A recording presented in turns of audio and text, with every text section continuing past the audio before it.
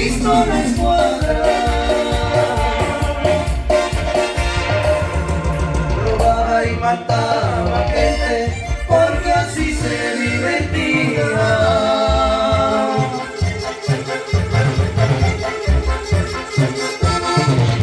Su cabeza tenía precio, 15,000 pesos valía.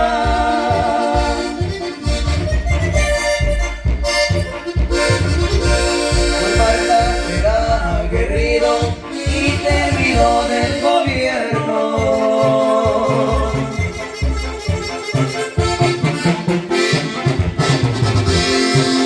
Los rurales le temían como si fuera veneno.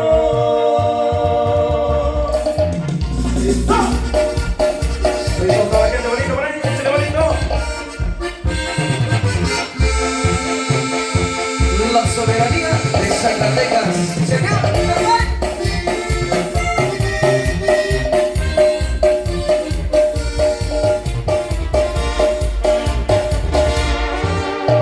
Su madrecita lloraba y se los decía.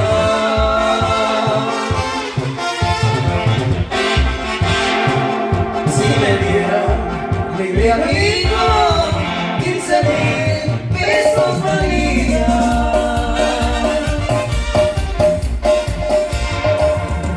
Ya no llores, madrecita, ya no les ofrezcas nada.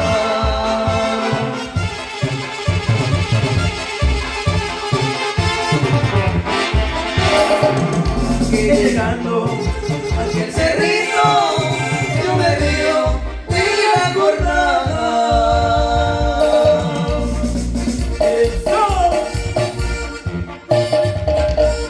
Compadre, saluditos a toda la gente bonita de este bonito ambiente.